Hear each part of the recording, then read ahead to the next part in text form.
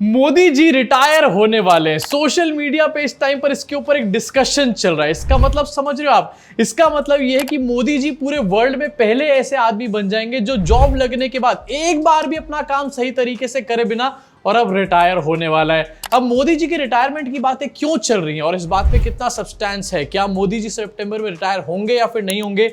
आगे भी चल के इसके ऊपर चर्चा करेंगे, लेकिन उससे पहले जरा कुछ तो बोलने दो यार। इतनी खुशी का मोमेंट है, मोदी जी रिटायर हो जाएंगे। मेरे को तो भक्तों के बारे में सोच सोच के टेंशन हो रही है। देश कैसे चलेगा या कैसे नहीं चलेगा ये किसी को नहीं पता, लेकिन भक्त कैसे चलेंगे? मोदी जी मत जाओ, रुक जाओ प्लीज। जो लोग सुबह से शाम तक मोदी मोदी की माला जपते हैं, जिनको मोदी जी का नाम लेने के बाद ही सुबह सुबह शौचालय का प्रेशर बनता है, उनको तो भैया कब्ज की बीमारी लग जाएगी। वैसे एक व्हाट्सएप अंकल है जो पूरी तरीके से यहां पर खुश होंगे और वो है LK अडवाणी। इनका स्टेटस ही ये बन जाएगा, karma is a bitch. In fact वो भक्त जिनकी आज तक अपनी नौकरी नहीं लगी मोदी जी के राज में, वो भी यहां पर मोदी जी के रिटायरमेंट में मोदी जी को वापस बुलाने की बात करेंगे। मोदी जी रिटायर मत हो प्लीज, रुक जाओ। सोशल मीडिया पे मोदी जी का IT सेल जो आज की डेट में लिखता है कि मोदी जी एक ही तो दिल है, कितनी बार जीतोगे, वो ये लिखना शुरू कर देगा कि मोदी जी एक ही तो दिल है, कितनी बार तोड़ोगे।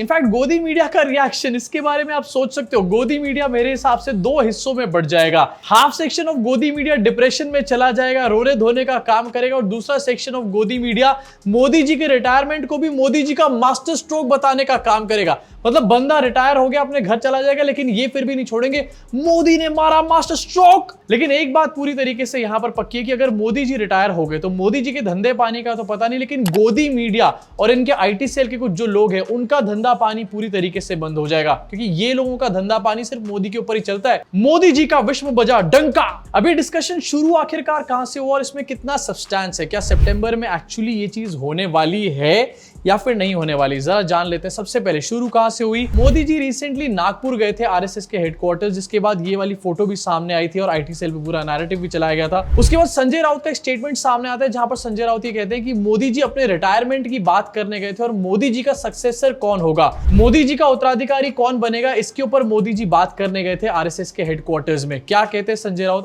मोदी जी मोहन भागवत से मिले और उन्होंने कहा कि टाटा बाय बाय, मैं जा रहा हूं। अब ये बात संजय राउत ने जो बोली है उसमें मुझे काफी सब्सटेंस नजर आता है, क्योंकि ये बात काफी दिनों से चल रही है RSS के ग्राउंड लेवल वर्कर्स में भी कि RSS की जो टॉप लीडरशिप है वो मोदी जी से खुश नहीं है, वो एक चेंज चाहता है देश की लीडरशिप में। एंड इस बात में इसलिए मुझे यहाँ पर सब्सटेंस नजर आता है। लेकिन संजय राउत ने जो बात बोली, इसके ऊपर रिएक्शन एकदम से निकलकर सामने आ गया देवेंद्र फडणवीस का। देवेंद्र फडणवीस का वीडियो मराठी में है, लेकिन उसको पहले अनुवाद करके आपको बताता हूं। देवेंद्र फडणवीस ने यहाँ पर बोला है कि पिता को हटा करके बेटे का राज करना ये हमारी संस्कृति का पार्ट नहीं है, ये मुगलों की संस्कृति का पार्ट है। अभी जरा मुगलों की संस्कृति के बारे में आगे चल के बात करेंगे, लेकिन जरा पहले आपको दिखाना चाहता हूं क्या कह रहे फडणवीस। मोदीजींचा उत्तराधिकारी शोधण्याचं कुठलेही कारण नाही। मोदीजी आमचे नेते आहेत, अजून बरेच वर्ष मोदीजी काम करणार आहेत। आमचा सगळ्यांचा आग्रह आहे, आम्ही 2029 चे पंतप्रधान म्हणून मोदीजींकडेच बघतो आहे, पूर्ण देश बघतो आहे। त्यामुळे आता अशी चर्चा करणं योग्य होणार नाही। आणि भारतीय संस्कृतीमध्ये वडील जिवंत असताना मुलांचा विचार होत नाही, करायचाही नसतो। ही सगळी मुगली संस्कृती है। ये तो मुगलों की संस्कृति का पार्ट है कि अपना सक्सेसर यहां पर डिसाइड करना, अपना उत्तराधिकारी बनाना मुगलों की संस्कृति का पार्ट है, हिंदुओं की संस्कृति का पार्ट नहीं है। अब रिटायरमेंट प्लानिंग के बारे में बात करी जा रही है। हर घर के अंदर रिटायरमेंट की प्लानिंग होती है। इसका मतलब क्या है कि हर घर के अंदर क्या यहां पर मुगलों के वंशज बैठे हुए हैं? इनफैक्ट फडणवीस यहां पर कह रहे हैं कि बाप के जिंदा रहते हुए कोई और गद्दी पर राज नहीं करता या फिर बेटा गद्दी पर राज नहीं करता। तो भैया आखिरकार अटल बिहारी वाजपेयी और अडवाणी की जिंदा रहते हुए मोदी जी ने राज कैसे कर लिया? मोदी जी ने अडवाणी जी को बकायदा हटा करके, उनकी टिकट काट करके अपने आप को यहां पर सब कुछ बनाया था। उस टाइम पर आखिरकार ये बातें कहां पर थी? अब इसके ऊपर आपको भक्तों का रिएक्शन दिखाऊंगा, और भक्तों का रिएक्शन देखने के बाद आप तो क्या मोदी जी भी पूरी तरीके से चौंक जाएंगे। लेकिन उससे पहले आपको याद दिलाना चाहता हूं कि ये बातें पहली बार नहीं हुई। इससे पहले जब 2024 के इलेक्शन चल रहे थे, उसके बीच में अरविंद केजरीवाल ने भी सेम बात बोली थी। अरविंद केजरीवाल ने भी यही टाइम बताया था कि जब मोदी जी 75 के हो जाएंगे, यानी कि इस साल सितंबर में जब वो 75 क्रॉस कर लेंगे, उसके बाद वो अमित शाह को PM बना देंगे। एंड यहाँ पर संजय राउत भी सेम बात कर रहे हैं कि सितंबर में जब मोदी जी 75 के हो जाएंगे, उसके बाद वो अपना नया उत्तराधिकारी बनाने वाले हैं। यहाँ पर पहला ये कि ये चुनाव भारतीय जनता पार्टी मोदी जी अपने लिए वोट नहीं, अमित शाह जी को प्रधानमंत्री बनाने के लिए वोट मांग रहे हैं। दूसरी बात, योगी आदित्यनाथ जी को अगर ये लोग जीत गए तो योगी आदित्यनाथ जी को 2 से 3 महीने के अंदर उत्तर प्रदेश के सीएम पद से हटा दिया जाएगा। नंबर 3, अब देखो इसमें से एक बात तो पूरी तरीके से सच है। जिस टाइम पर 2024 में जनरल इलेक्शंस हुए थे उसके 2-3 महीने बाद मोदी और अमित शाह ने पूरी कोशिश करी थी योगी आदित्यनाथ को यूपी के सीएम के पद से हटाने की। वो अलग बात है कि योगी जी मोदी जी के ऊपर भारी पड़ गए थे, लेकिन कोशिशें यहाँ पर पूरी करी गई थी। एंड ये बात भी यहाँ पर अरविंद केजरीवाल ने साथ में बोली है कि मोदी जी अपने लिए वोट नहीं मांग रहे हैं बल्कि अमित शाह के लिए वोट मांगने का काम कर रहे हैं। आने वाले दिनों में बीजेपी का नया अध्यक्ष यहाँ पर चुना जाने वाला है एंड इसको लेकर के काफी ज्यादा खींचतान चल रही है। लेकिन इसके बीच में ये रूमर जब सामने निकल कर आता है कि मोदी जी के रिटायरमेंट की बातें चल रही हैं, तो भैया इस टाइम पर सारा का सारा नैरेटिव बीजेपी का खराब हो चुका है ऑलरेडी। अब इस पे अंधभक्त क्या बोल रहे हैं ये भी आपको दिखाना चाहता हूं। आपकी स्क्रीन के ऊपर तत्वा ने इस पूरी अपडेट को डाला और नीचे लोगों ने क्या कमेंट करा हुआ है। सबसे पहला कमेंट नेक्स्ट योगी, उसके बाद का कमेंट योगी बटन। इनफैक्ट इस पोस्ट के नीचे दर्जनों ऐसे कमेंट थे और ट्विटर पे भी दर्जनों ऐसे कमेंट है जहां पर लोग अभी कह रहे हैं कि योगी जी को प्रधानमंत्री बनाया जाए, मोदी जी को रोका जाए, इसके बारे में कोई बात नहीं कर रहा, योगी को लेकर के आया जाए, इसके बारे में यहां पर बात शुरू हो चुकी है। विच क्लियरली शोज कि कहीं ना कहीं अंदर से भारतीय जनता पार्टी के अपने कार्यकर्ता भी ये चाहते हैं कि यार हटाओ अब मोदी जी को, अब योगी जी को सामने लेकर के आओ। और यार ये बात भूलनी नहीं चाहिए कि मोदी जी 75 के हो जाएंगे और 75 वाला रूल मोदी जी ने खुद यहां पर सेट किया था। उससे पहले भी बीजेपी के अंदर ये रूल हुआ करता था कि 75 के बाद नेता जो है रिटायर हो जाएगा। किसी भी नेता को 75 के बाद बहुत बड़ी रिस्पॉन्सिबिलिटी नहीं दी जाएगी, लेकिन मोदी जी के आने के बाद इस रूल को सबसे बड़े लेवल पर इंप्लीमेंट किया गया। जैसे ही मोदी जी यहाँ पर पीएम के फेस की तरीके से आ गया है, सबसे पहले अडवाणी, मुरली मनोहर जोशी और इन सब लोगों का पत्ता काटा गया जो कि पार्टी के काफी बड़े बड़े नेता थे। काफी सारे लोग इसमें से नाराज भी हुए, लेकिन मोदी जी नहीं रुके। 75 वाले रूल को यहाँ पर पूरी तरीके से थोपा गया। खुद तो एक बार भी स्टेटमेंट नहीं दिया 75 ईयर वाले रूल के ऊपर, लेकिन जितने भी लोग मोदी जी के क्लोज थे उनसे बार बार मोदी जी ने ये बात बुलवाई है कि 75 ईयर पे नेता को रिटायरमेंट ले लेना चाहिए, क्योंकि उस टाइम पर मोदी जी को, अडवाणी जी को सीन में से हटाना था। लेकिन अब वही चीज मोदी जी के ऊपर आकर के यहां पर पड़ रही है। अब देखो अगर इस 75 ईयर वाला रूल फॉलो होता है तो मोदी जी को डेफिनेटली यहां पर रिटायरमेंट लेनी पड़ेगी और अपने सक्सेसर का भी नाम, जो कि मेरे हिसाब से अमित शाह का ही नाम वो यहां पर लेंगे, वो भी उनको यहां पर बताना पड़ेगा। लेकिन दूसरी तरफ यहां पर खींचतान जो है वो और ज्यादा है, इसके भी ज्यादा एंगल है इसमें, जहां पर आरएसएस और बीजेपी के बीच में एक लड़ाई चल रही है। आरएसएस नहीं चाहता कि मोदी जी के पास ये जो एब्सोल्यूट पावर आ चुकी है वो उनके पास ही रहे आने वाले टाइम में। 2024 के जनरल इलेक्शंस में मोदी जी की परफॉर्मेंस ज्यादा अच्छी नहीं रही। उसके बाद से 2-3 चुनाव और हुए, उसके बाद से जितने भी चुनाव हुए हैं सब में कहा गया कि आरएसएस की वजह से भारतीय जनता पार्टी जीती है। अगर खासतौर से बात करी जाए हरियाणा की, महाराष्ट्र की और दिल्ली के बारे में, यहाँ पर इन तीनों के बारे में कहा जाता है कि आरएसएस ने ही दम लगाया। इनफैक्ट महाराष्ट्र की मैं आपको याद दिलाना चाहता हूं कि मोदी जी कैंपेन में भी बहुत ज्यादा नजर नहीं आ रहे थे, उसके बावजूद भी वहां पर ये लोग बड़े नंबर्स के साथ जीते। उसके बाद ये कहा गया कि आरएसएस की वजह से जीते हैं। हरियाणा में भी सेम चीज हुई है। इसलिए इतनी बातों के बाद अब आरएसएस ये चाह रहा है कि जब हमारी वजह से ये लोग जीत रहे हैं तो मोदी को क्यों ना साइडलाइन यहां पर किया जाए। एक तरीके से बीजेपी वर्सेस आरएसएस में इन्फ्लुएंशियल ज्यादा कौन है, इसको लेकर के भी यहां पर एक नैरेटिव सेट करने की पूरी बात चल रही है। पॉलिटिक्स में आरएसएस का क्या महत्व है, क्या महत्व नहीं है, इसको लेकर के आरएसएस इस टाइम पर बहुत ज्यादा सीरियस हो चुका है। आरएसएस को यह बात समझ में आ चुकी है कि हम लोग यहां पर मेहनत कर रहे हैं, लेकिन क्रेडिट सारा का सारा मोदी जी को मिल रहा है और इसीलिए आरएसएस नहीं चाह रही कि मोदी जी आगे कंटिन्यू करें एज इंडिया का लीडर। अब देखो इसमें 10 तरीके के अलग अलग एंगल है, लेकिन मेरे हिसाब से मोदी जी ऐसा करेंगे या फिर नहीं करेंगे ये एक बहुत बड़ी सोचने वाली चीज है। वैसे मोदी जी को ज्यादा सोचना नहीं चाहिए। जो भी अपने आप को एक ग्रेट लीडर कहता है या फिर अगर उसके फॉलोअर्स उसको एक ग्रेट लीडर कहते हैं, तो ग्रेट लीडर का सबसे बड़ा ट्रेट ये होता है कि उसको सही टाइम पर अपनी लीडरशिप को छोड़ देना चाहिए और अपने सक्सेसर को यहां पर चूज कर लेना चाहिए। क्योंकि अगर वो एक ग्रेट लीडर है तो वो इनसिक्योर नहीं हो सकता।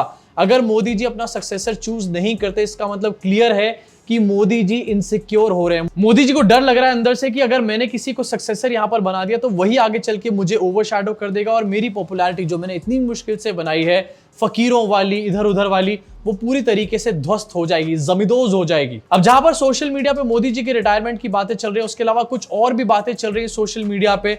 आरएसएस के एक बहुत बड़े लीडर जिनका नाम है भैया जी जोशी, इनका एक स्टेटमेंट सामने आया है और उन्होंने कहा है कि औरंगजेब कोई बहुत बड़ा मुद्दा नहीं है। सोचो, थोड़े दिन पहले बीजेपी औरंगजेब को सबसे बड़ा मुद्दा बना करके बैठी हुई थी एंड आज आरएसएस ये कह रहा है कि औरंगजेब बहुत बड़ा मैटर नहीं। औरंगजेब के टॉपिक को अननेसेसरी बता रहे हैं भैया जी जोशी, और भैया जी जोशी कोई छोटे मोटे नहीं है, ये आरएसएस में सेकंड नंबर का इनको बताया जाता है। आरएसएस में सेकंड नंबर का बंदा ये कह रहा है कि बीजेपी जो यहां पर चूज कर रही है टॉपिक्स, वो पूरी तरीके से अननेसेसरी है। इनफैक्ट आपको दिखाना चाहता हूं, जब मोदी जी और यहां पर मोहन भागवत मिले थे तो दिखाया ऐसे गया था कि दोनों के बीच में कोई प्रॉब्लम नहीं है, दोनों के बीच में बहुत अच्छी यहां पर दोस्ती है।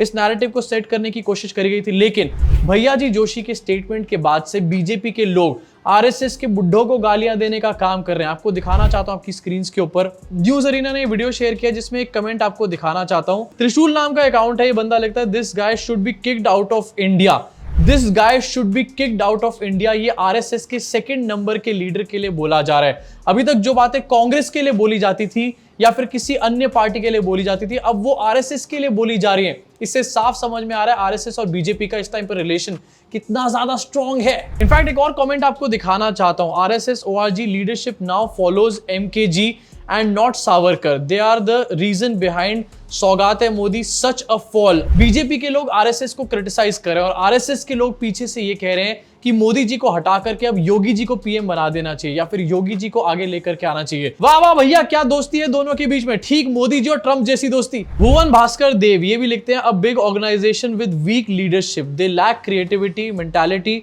To think out of the box ideas, shame friends of RSS. RSS को कॉल आउट किया जा रहा है, उनको ये कहा जा रहा है कि इनके पास नए आइडियाज नहीं है, इनकी लीडरशिप चेंज हो जानी चाहिए। एक तरफ आरएसएस ये दिखा रहा है कि भैया हमारी वजह से तुम लोग जीत रहे हो सारे के सारे इलेक्शंस में, दूसरी तरफ बीजेपी और उनके आईटी सेल ये सोच रहे हैं आरएसएस के बारे में। दिस क्लियरली शोज कि इस टाइम पर इन दोनों के बीच में एक पॉलिटिकल भूचाल आया हुआ है। इसके बारे में गोदी मीडिया अभी बात नहीं कर रहा और आगे चल के बात करने भी नहीं वाला, लेकिन जिस दिन आउट ओपन में ये सारा का सारा मैटर आ गया ना, उस दिन के बाद से बीजेपी और आरएसएस का जो परसेप्शन है पूरी तरीके से खराब हो जाएगा। जो ये लोग कहते हैं कि अगले 20-30 साल तक राज करने वाले हैं, मुझे तो लग रहा है अगले 4-5 साल में इनकी टाटा फुस होने वाली है। इसी के साथ आगे बढ़ना चाहता हूं और एक और खबर के बारे में बात करना चाहता हूं। सोशल मीडिया पे तो डिस्कशन चलाए जाते हैं कि मोदी जी रिटायर हो रहे हैं या फिर आरएसएस के लीडर ने कुछ और बोल दिया, औरंगजेब के बारे में कह दिया कि ये बेकार का मैटर है, लेकिन एक्चुअल न्यूज आपसे हमेशा ही छुपाई जाती है।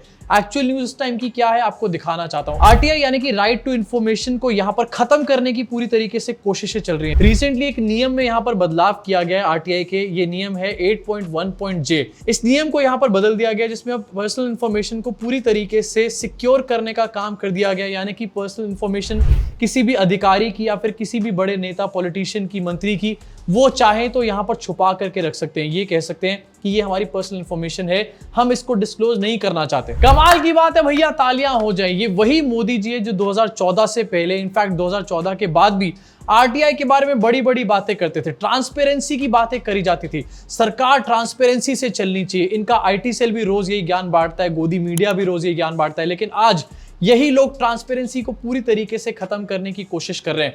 आरटीआई का अगर ये नियम इन्होंने बदल दिया है तो आगे आने वाले टाइम में आप अगर आरटीआई डालोगे और पूछने की कोशिश करोगे किसी अधिकारी के बारे में, किसी डिपार्टमेंट से, तो वो डिपार्टमेंट ये कह सकता है कि हम इस अधिकारी की पर्सनल डिटेल्स आपको नहीं देंगे इस पूरे नियम का हवाला दे करके। तालियां हो जाएं इसके लिए। अब जरा आप मुझे खुद यहां पर बताओ कि आरटीआई के नियमों को बदल करके आखिरकार मोदी जी कौन सी ट्रांसपेरेंसी बिल्ड करने की यहां पर कोशिश कर रहे हैं। अगर मोदी जी के पास छुपाने के लिए कोई चीज ही नहीं तो आखिरकार मोदी जी नियमों को इस तरीके से ट्विस्ट एंड टर्न क्यों कर रहे हैं अपने अधिकारियों के लिए और अपने मंत्रियों के लिए। एंड हिपोक्रेसी कितनी बड़ी है यहाँ पर। सरकार एक तरफ न्यू इनकम टैक्स बिल लेकर के आई है जहां पर सरकार ये कह रही है कि वो आपकी सारी पर्सनल इंफॉर्मेशन को यहां पर एक्सेस कर सकते हैं, चाहे आपके व्हाट्सएप की चैट्स हो, चाहे आपके सोशल मीडिया अकाउंट्स में आपकी दोस्तों के साथ बातें हो, उन सब चीजों को सरकार यहां पर एक्सेस कर पाएगी। लेकिन वही सरकार दूसरी तरफ अपने नेताओं की, अपने मंत्री की कोई इंफॉर्मेशन आप तक नहीं पहुंचने देना चाहती है। इसका मतलब क्या है, कुछ ना कुछ छुपाने की बहुत बड़ी यहां पर प्लानिंग चल रही है। लेकिन फिर भी कुछ लोग यही बोलेंगे कि मोदी जी जो करते हैं